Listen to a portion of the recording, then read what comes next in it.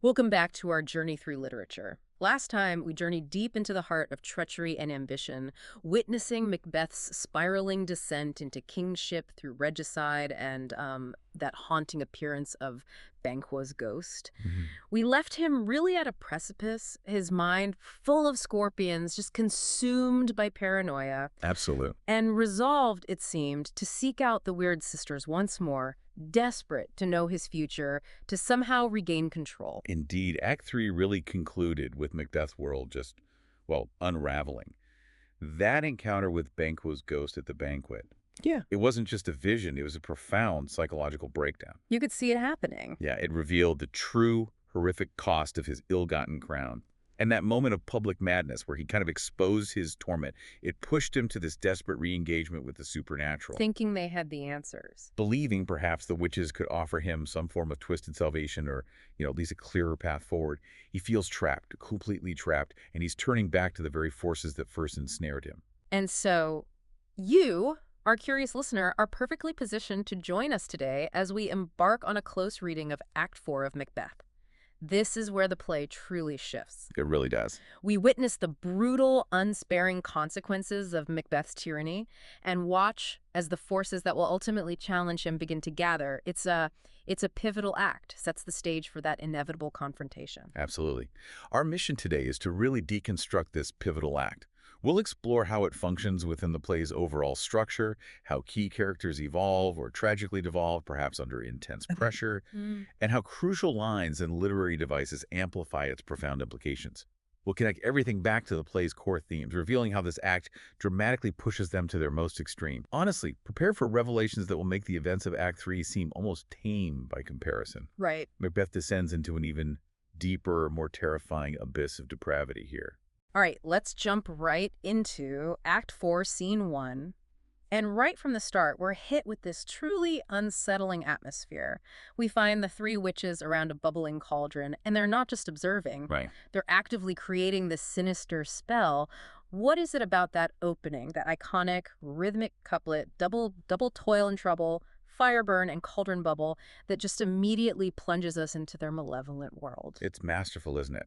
That rhyming couplet, repeated like a chant, it instantly creates this hypnotic, ominous effect. It's an incantation. Definitely. It not only signals their dark ritual, but also subtly draws the audience in, almost making us complicit in their spellcasting. Yeah. And then the ingredients they're adding, goodness. The list is grotesque. Fillet of a fenny snake, eye of newt and toe of frog, wool of bat and tongue of dog, adder's fork and blindworm's sting, even things like a Jew's liver and a Turk's nose. Yeah. Shakespeare's constructing this catalog of the grotesque, the unnatural. Everything that fights the natural order. Exactly. Everything that affronts it. It's pure sensory overload, making us feel the chaos and evil they command, reinforcing that fundamental theme of the reversal of values, where fair is foul and their toil, their work, is synonymous with trouble for the world, a twisting of good into evil. And into this cauldron of chaos strides Macbeth himself. He's a different man than we saw back in Act 1 debating regicide. Oh, complete. He's no longer hesitant or conflicted. He's demanding, almost aggressive. He orders them to disclose his future, desperate for answers. What does this immediate shift in his demeanor tell us about his state of mind? It speaks volumes about his utter desperation and his complete reliance on supernatural guidance at this point. Think back to Act 1, Scene 3. Right. The witches appear, and Macbeth is initially startled, then intrigued. He's almost a passive recipient of their prophecies then. Now he's actively seeking them out, banging on their door, metaphorically speaking. He almost believes they hold the absolute key to his continued reign. He shed all restraint. All semblance of noble restraint, yes. He's become increasingly brutal, demanding, and frankly, less discerning in his methods. This is the tragic culmination of his fall. He's gone from a valiant warrior tempted by dark forces to someone consumed by them, actively using them to satisfy his paranoia and desire for security.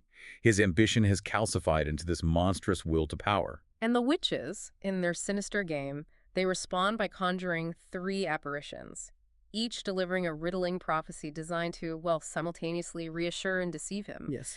First, an armed head warns him to beware Macduff, beware the Thane of Fife.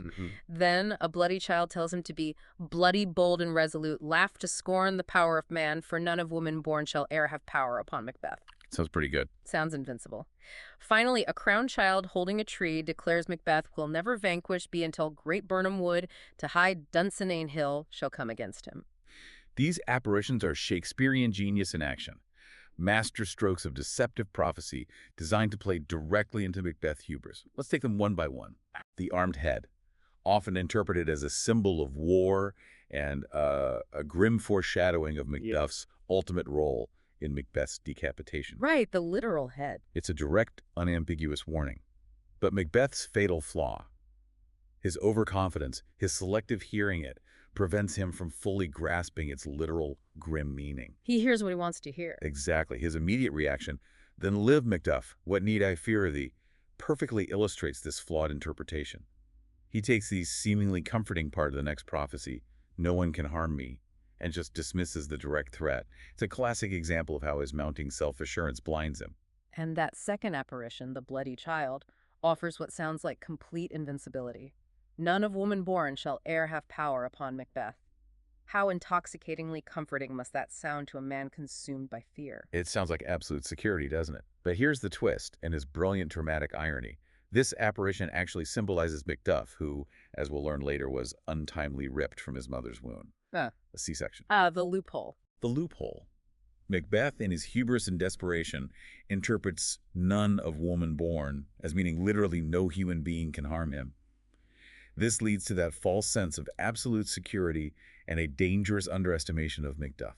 But we, the audience, we sense the ambiguity. Right. The audience understands the ambiguity, the tragic irony, long before Macbeth does. We're watching him confidently walk into the very traps he believes he's avoiding. It creates this profound, almost agonizing tension for us. Knowing his doom is being sealed. By his own flawed interpretation, yes. It's a powerful demonstration of how the witches lie like truth, providing these half-truths that lead him to a false sense of invincibility. And then the third, the crowned child holding a tree. Macbeth will never vanquished be until great Birnam wood to high Dunsinane hill shall come against him. I mean, that sounds utterly impossible. A whole forest moving. Precisely. And Macbeth falls for it hook, line, and sinker. Again, he misinterprets this as an impossible event, further reinforcing his false sense of security. Because how could that possibly happen? Exactly. This child symbolizes Malcolm, who will later instruct his army to camouflage themselves with branches from Birnam wood, making it appear to move as they advance on Dunsinane Castle. So these apparitions, while they sound comforting, They're traps. they are deeply deceptive, specifically crafted to inflate Macbeth's hubris and lay the groundwork for his tragic downfall. This isn't just predicting the future, it's actively engineering his delusion. Feeding his deepest desires for invincibility and power, they're weaponizing his own fatal flaws against him. It's a masterclass in psychological manipulation. So Macbeth feels emboldened, almost invincible, but he's still obsessed with one thing, Banquo's lineage.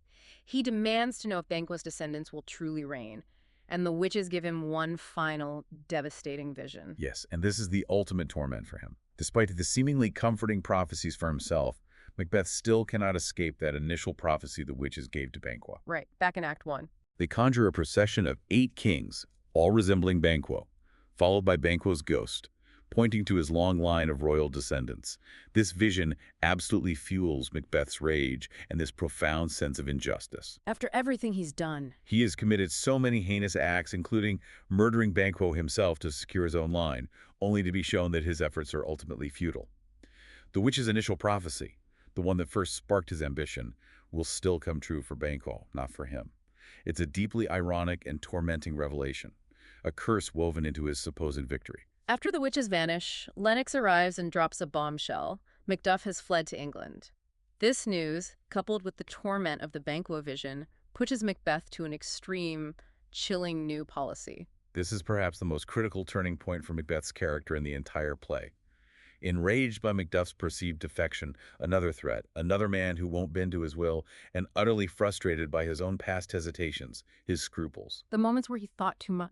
Exactly, he declares, "From this moment, the very firstlings of my heart shall be the firstlings of my hand." Think about the significance of that. No more thinking, just doing. He is pledging to abandon all thought, all conscience, all rational deliberation. He will no longer weigh consequences. He will act purely on impulsive, savage cruelty. It's the ultimate embrace of ruthless, unhinged It's tyranny. terrifying. This is a far cry from the conflicted figure we saw in Act 1, Scene 7, debating Duncan's murder, or even the paranoid plotter of Act 3. He shed all his inhibitions, all his humanity. He is now a king who rules by terror alone, devoid of any redeeming qualities, completely unpredictable and monstrous. And his immediate action after this chilling declaration is horrifying. He resolves to attack Macduff's castle and murder his wife and children. This isn't about securing his throne anymore, is it? Macduff himself is in England. No, it isn't. This is pure, unadulterated, spiteful power. Absolutely. This decision signifies his complete moral deterioration. It's an unprovoked act against innocence, demonstrating his absolute embrace of evil. He's no longer killing for power or security, but out of pure malice, frustration, and to assert unchecked dominance. It's a gratuitous act of cruelty. It changes everything. This act solidifies his position as the play's true villain, removing any lingering audience sympathy and setting the stage for the deeply personal vendetta that will drive the final confrontation. Structurally, this scene, Act 4, Scene 1, it marks a critical shift into the falling action of the play. Okay. If the rising action built tension towards Macbeth's ascent and the peak of his internal conflict, the falling action is where the consequences of his choices begin to unravel, leading inevitably towards his downfall. While Macbeth receives seemingly comforting prophecies, they are deeply deceptive, laying the groundwork for his tragic end. His extreme actions directly lead to the final conflict. Initiating the consequences. Yes, solidifying his path to ruin. So we've seen Macbeth plunge into this new level of depravity. But how about the witches themselves? Their role seems to have evolved here, hasn't it? From simply tempting to actively orchestrating. Oh, definitely. Their role is profoundly deepened here. In earlier acts, they were figures of temptation, merely predicting events and sparking Macbeth's ambition. But in Act 4, Scene 1, their role evolves significantly.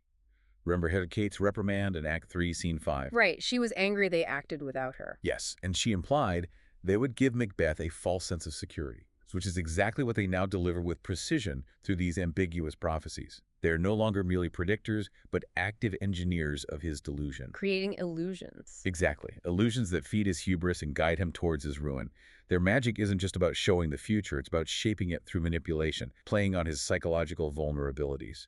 They are architects of his demise. Thinking about the core themes at play in this scene, appearance versus reality is just front and center with these prophecies. It absolutely is.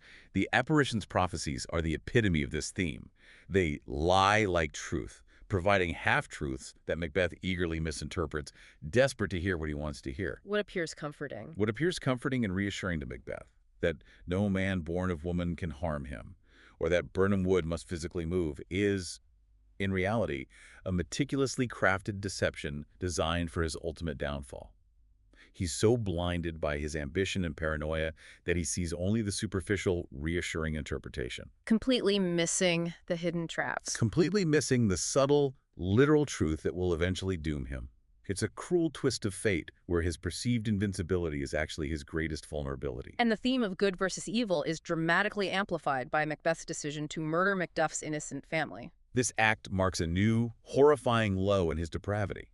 It's an unprovoked act against innocents, women, children, servants, demonstrating his absolute embrace of evil. He's no longer killing for power or security or to eliminate a direct threat. No justification. None. It's pure spite and unchecked malice. This utterly solidifies his position as the play's quintessential villain, stripping away any lingering audience sympathy. It's a gratuitous act of cruelty, signaling that his soul is beyond redemption. Which brings us to that complex theme of fate versus free will. Macbeth believes he's confirming the witch's prophecies, almost ensuring his destiny, but he's making very active choices here. That's the crucial point, and it's a brilliant tension that Shakespeare maintains throughout the play. While Macbeth believes he is confirming the witch's prophecies and securing his destiny, his choices, particularly his decision to kill Macduff and his family, are undeniably acts of free will. He chooses to do this. He chooses. His ambition, paranoia, and now his impulsiveness drive him to take these violent actions.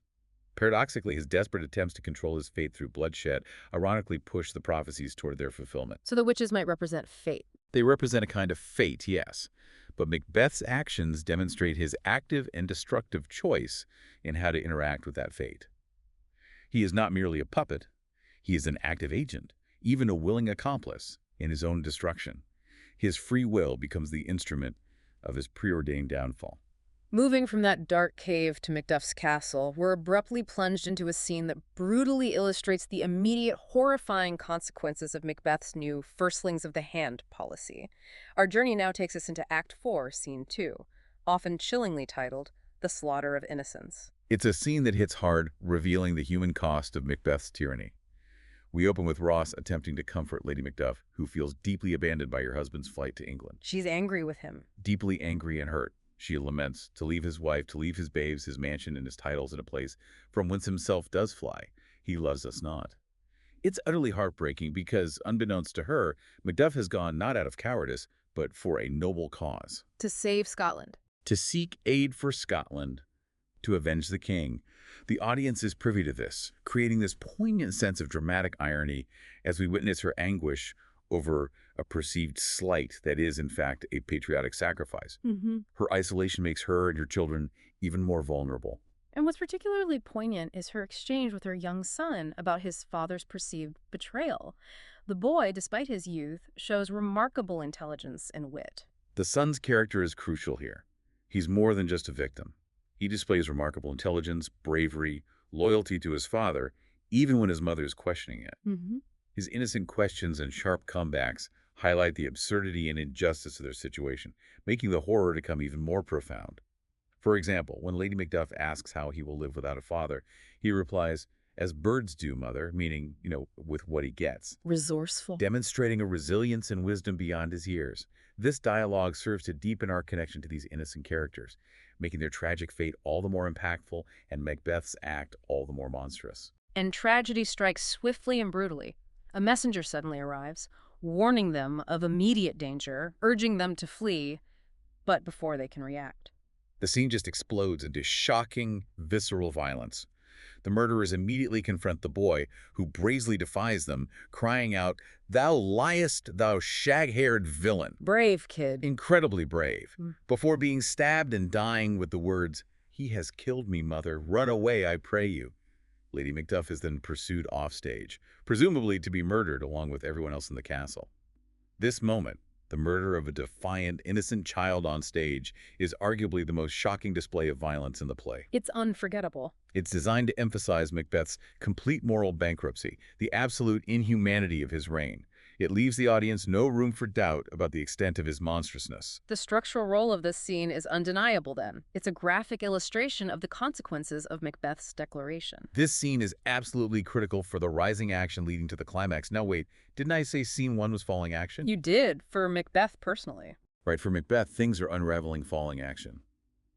But for the opposition, for the forces gathering against him, this scene is rising action. It galvanizes them. Okay, that makes sense. It serves as powerful, undeniable evidence of Macbeth's escalating tyranny, showcasing the widespread suffering. It moves the conflict from political machinations to deeply personal, tragic human suffering. By murdering innocent women and children, Macbeth removes any lingering audience sympathy, defines him as a monster. And gives Macduff the ultimate motivation. Exactly. It provides a potent emotional catalyst for Macduff's personal vendetta, which will fuel the final confrontation. It ignites a deeply personal rage in Macduff that transcends mere political rebellion. Let's delve into some of the powerful lines and devices here. Lady Macduff's bitter observation to the messenger is particularly striking. When to do harm is often laudable, to do good sometime, accounted dangerous folly.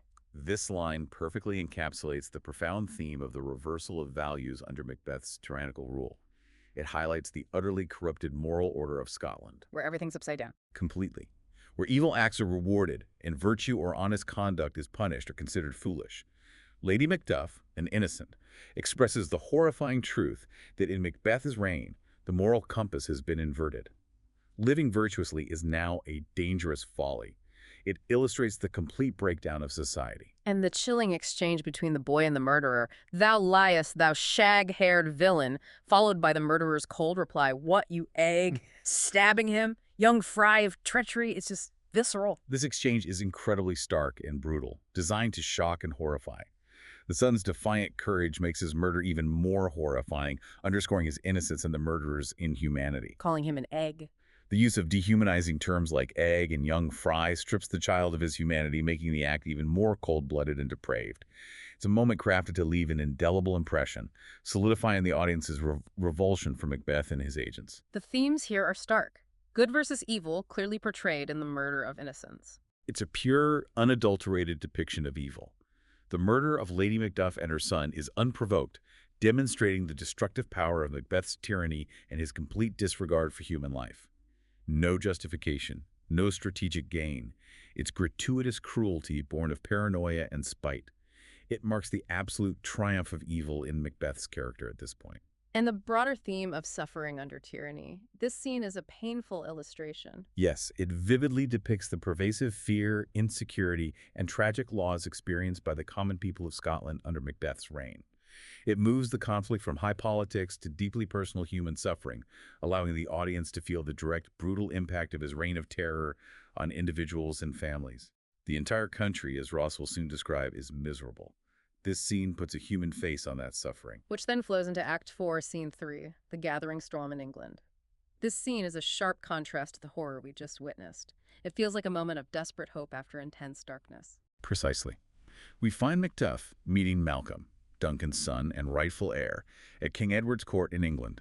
Macduff is there to seek Malcolm's help to overthrow Macbeth. But Malcolm, He's cautious. understandably cautious, having fled Scotland himself, witnessed treachery firsthand, he's suspicious of Macduff's motives. He fears Macduff might be a spy sent by Macbeth to lure him back to Scotland and betray him. Right. So, to test Macduff's loyalty, Malcolm engages in this cunning psychological maneuver.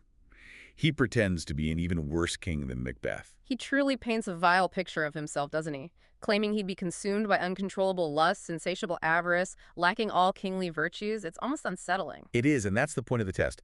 Malcolm fabricates these vices, stanchless avarice, voluptuousness, claiming they'd make him a far worse tyrant than Macbeth. This is a brilliant form of dramatic irony for the audience. Because we suspect he's testing him. Exactly. We know, and eventually Macduff discovers, that Malcolm is lying. This dialogue serves a crucial purpose beyond the plot. It explores the true qualities of a good king: justice, truth, temperance, bounty, perseverance, mercy, all those things, by contrasting them with Malcolm's pretended flaws. It shows Malcolm's wisdom. It shows his wisdom, his prudence, his maturity, distinguishes him sharply from his impulsive father, King Duncan, and proves he's ready to lead. And it's Macduff's reaction to this false confession that finally convinces Malcolm of his sincerity. He doesn't compromise his love for Scotland. No, Macduff's genuine despair for Scotland is so profound, so visceral that it breaks through Malcolm's deception. He cries out, "Bleed, bleed, poor country." A powerful moment. It's a desperate plea for justice, proving he is not an opportunistic rebel, but a man truly suffering for his homeland. This convinces Malcolm. Only then does Malcolm reveal his true, virtuous nature, admitting his lies were merely a test. Malcolm emerges here as a symbol of hope and legitimate authority, A true future king. ready to restore Scotland's health. And speaking of health, during this lengthy scene, a doctor briefly enters, discussing King Edward's miraculous healing powers. It provides such a stark contrast to Macbeth's destructive rule. This is a subtle but very important interlude, rich in thematic meaning. King Edward, the pious king of England, possesses the power to heal through touch the king's evil scrofula, a divine gift believed by many then to be inherited by legitimate monarchs. So, divine right versus tyranny. Precisely. This ability stands in stark contrast to Macbeth's destructive, unholy rule, which has brought a disease upon Scotland. It reinforces the idea of legitimate kingship as divinely sanctioned, beneficial, restorative, directly juxtaposing it with Macbeth's bloody, tyrannical reign. It's a powerful statement about true leadership. Then the moment arrives that we've been dreading, the one the audience is anticipating after seeing Act 4, Scene 2. Ross arrives from Scotland, and he's visibly hesitant to deliver his terrible news. Ross's arrival is fraught with tension. A palpable sense of dread hangs in the air. He initially paints this grim, general picture of Scotland's suffering under Macbeth, describing how each new morn, new widows howl, new orphans cry, new sorrows strike heaven on the face. He can barely bring himself to say it. His hesitation to deliver the specific, devastating news about Macduff's family emphasizes its horrific nature and the immense emotional toll of Macbeth's reign. It's a powerful illustration of the widespread suffering, preparing the audience for the hammer bell. And then the news comes. Ross reveals the devastating slaughter of Macduff's wife, children, and household. Macduff's reaction is just gut-wrenching. His grief is immense, raw, and profoundly human. Macduff's lines, "He has no children. All my pretty ones." Did you say all? Oh, hellkite. All. What? All my pretty chickens in their dam at one fell swoop. They're among the most poignant, heartbreaking lines in the entire play. The repetition of all. His repetition of all underscores the totality of his unimaginable loss, his mind grappling with the incomprehensible scale of the atrocity. The imagery of pretty chickens and their dam makes the slaughter even more horrifying, emphasizing the innocence and vulnerability. And his line about Macbeth having no children? Yes, it implies Macbeth's inability to understand true loss or compassion, highlighting his utter inhumanity. Crucially, Macduff states, "I must also feel it as a man," showcasing his complex, admirable humanity. He allows himself to grieve, to feel the pain deeply before channeling it into action. It's a moment of profound pathos. Contrasting sharply with Macbeth's brutality. Absolutely. And Malcolm, seeing Macduff's raw grief, offers a critical piece of advice. Channel that sorrow into action. Malcolm urges him to let grief convert to anger, blunt not the heart, enrage it. This is a pivotal turning point, transforming Macduff's despair into a potent, righteous desire for action. It sets Macduff firmly on the path to vengeance and justice. Making him Macbeth's destined avenger. Fueled by this potent blend of intensely personal loss and patriotic duty. The scene concludes with Malcolm, Macduff, and Old Seward, a seasoned English general bringing 10,000 soldiers, preparing to march on Scotland. This lengthy scene is absolutely crucial for the rising action leading to the climax. Okay. It solidifies the forces of good against Macbeth, validates Malcolm as a true king, and provides Macduff with that deeply personal motive necessary to confront the tyrant. It builds undeniable momentum for the final battle and establishes the moral legitimacy of the rebellion. So on a thematic level, this scene is the absolute rallying point for the forces of good versus evil and a profound quest for justice. Without a doubt. This scene is where the fragmented forces of good Malcolm, the rightful heir, and Macduff, the patriot, turned avenger, finally unite against Macbeth's entrenched evil. Their motivation is a profound desire for justice and the restoration of order. Macduff's personal revenge now aligns perfectly with the greater cause. Redeeming a suffering nation. Exactly. It's no longer just about who sits on the throne. It also powerfully emphasizes the contrast between legitimate kingship versus tyranny. Malcolm's virtuous nature, his measured prudence, his concern for his people sharply contrasted with Macbeth's tyrannical rule. This scene highlights what constitutes a legitimate, good king when embodying justice, integrity, ruling through wisdom, not fear. And King Edward's healing powers reinforce that. They underscore this contrast, portraying a king chosen by divine favor, a direct counterpoint to Macbeth's ill-gotten curse to crown. It's a powerful argument for divinely ordained rule versus rule achieved through violence. And the suffering under tyranny theme is hammered home by Ross's descriptions. It's not just abstract, it's a country literally weeping. Ross's vivid description of Scotland's misery, of new sorrows and new orphans daily, reinforces the play's depiction of the devastating widespread consequences of unchecked power. It paints a clear picture of a nation gripped by fear and despair, yearning for liberation. You really feel the weight of Macbeth's oppressive reign. Finally, Malcolm's elaborate test of Macduff beautifully explores the complexities of loyalty and treachery. His elaborate feigned devices are a masterclass in discerning true loyalty in a time when treachery is rampant. By forcing Macduff to condemn such hypothetical tyranny and express his genuine selfless love for Scotland, Malcolm ensures Macduff's allegiance is absolute, untainted by opportunism. He needs to know he can trust him. Before entrusting him with the monumental task of restoring the kingdom. It's a testament to the wisdom and caution required to lead effectively in a time of profound moral confusion. So by the end of Act 4, Macbeth has fully cemented his reign of terror. He's sought out the witches, received those ambiguous prophecies that inflate his ego while subtly sealing his doom, and in a fit of brutal paranoia and spite committed the most heinous act yet, the slaughter of Macduff's innocent family. He truly believes he's untouchable. This act functions as the definitive falling action for Macbeth personally, demonstrating the inevitable consequences of his earlier choices. The witches' deceptions, coupled with Macbeth's extreme actions, have pushed him beyond redemption. He's completely isolated. But at the same time, Simultaneously, these very actions have galvanized the forces of good. Macduff, now fueled by that intensely personal and righteous rage, becomes the ultimate instrument of justice, setting the stage for the final reckoning. The internal turmoil that once plagued Macbeth has now manifested in external horrors across Scotland, directly leading to the counter-assault. What has fundamentally changed by the end of this act is that the conflict has escalated beyond political maneuvering. It's now a direct confrontation between absolute evil and the desperate yet righteous quest for justice and restoration. Mm. The lines are drawn, the motivations are deeply personal, and the stage is now fully set for a cataclysmic showdown. Indeed, the prophecies have been delivered, the forces of good have united, and the full extent of Macbeth's cruelty has been revealed. The audience, now fully invested in Macduff's vengeance and Malcolm's legitimate claim, waits with bated breath. Now that the stage is set for the final confrontation, how will the physical and psychological battles unfold in Act 5?